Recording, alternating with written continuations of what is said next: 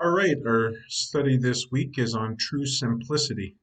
True simplicity is an inward unity of life. This contrasts with disunity that involves people that we may know being tossed back and forth by various inward motivations that are different and at sometimes even contradictory to one another.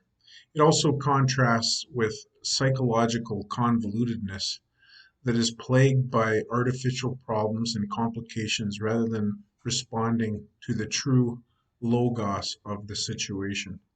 This leads to overcomplication and an inability to act.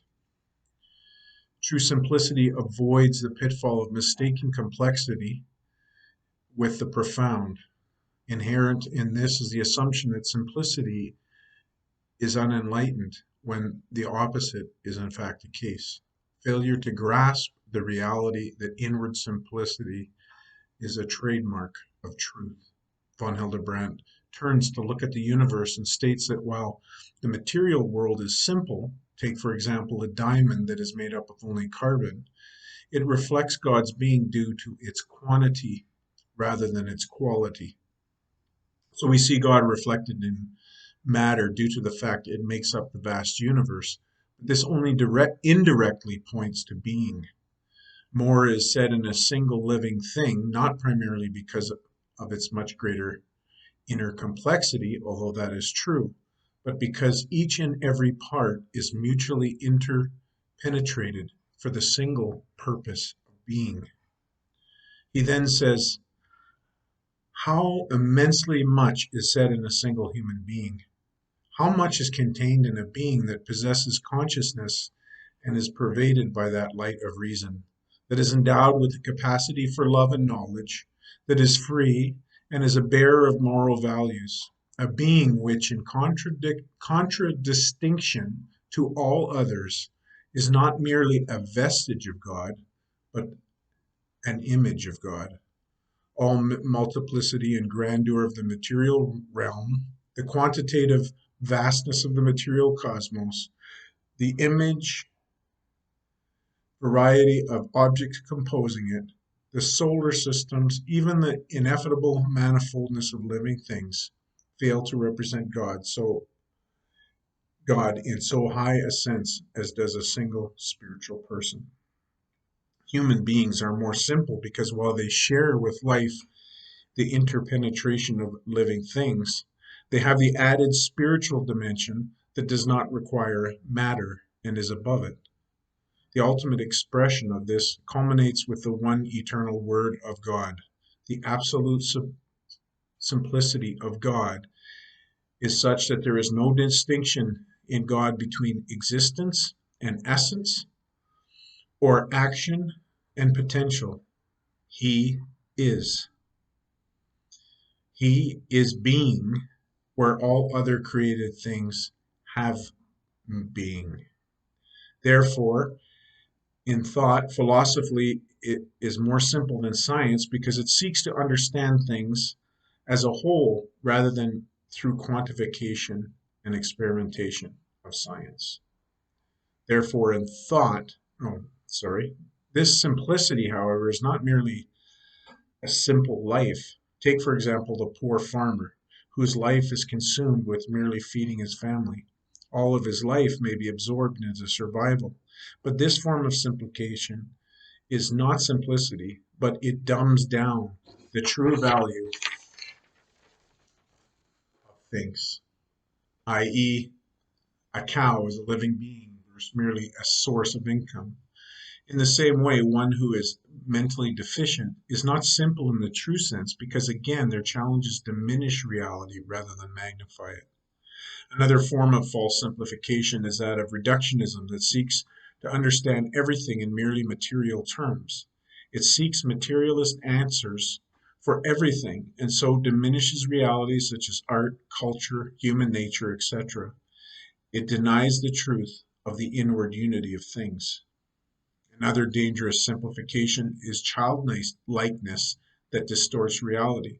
This is not the childlikeness as described in the Bible, but it's a distortion of it so that we do not look at things as they are, but instead through We look at them through intentionally naive glasses. True simplicity, in contrast to this, is wholehearted devotion to God. Therefore, someone who is intellectually challenged can still be truly simple in the positive sense, but the other forms of simplification need correction because they try and achieve simplicity without reference to God.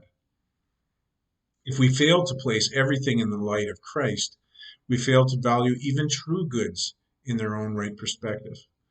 We cannot fully honor or love a created good of genuine value unless we honor and love God more than that good. This allows the honest person to not be caught up in the apparent complexity of things, but rather in focusing on Christ, avoid both that pitfall and the pride of watching himself, which leads to another form of false simplicity. True simplicity avoids the trap of making a goal of a specific good, which actually leads to a subtle form of idolatry, so that in elevating a specific good, other goods are neglected. He next turns to how we are to live lives of simplicity in the multitude of daily demands of life. First of all, he says immediately that we should cut out activities that are sinful or frivolous. He gives examples such as movies, hobbies, music halls, etc. I am not endorsing this personally, but I'm stating what he believes. I feel that there is potential value in diversion, but I think we also need to be very careful about how these diversions can distract us from loving God with all of our heart, soul, and mind. He encourages us that even mundane things such as washing, etc., may be seen in the light of God. We offer everything to God. This includes all goods, suffering, evils that befall us. We must also offer thanks for all things. In addition to this, we must also see God reflected in created goods. So, for example, see in the cleansing effect of water the redemptive aspects of baptism. Faith enables us to see this, and as we do, it has a unifying effect on our soul. It can also help us to be unified in community as well. Say, for example, the unity of a common vision or mission. We can work together for a common cause. Petty problems disappear when we are focusing on a higher good. No, not only are we to be thankful for this and not resist it, we are to cooperate with it and agree with its elevating effect. So the highest form of simplicity is heroism that puts many secondary interests and loves aside for a greater good. This is the clearest picture of true simplicity and is only possible when we abandon any and every high good for the sake of the highest one, that is Christ. So that's an overview of the chapter of true simplicity. Hopefully, we'll see some of you at the Bible study, and otherwise, you will have the notes that you can go over by yourself as well.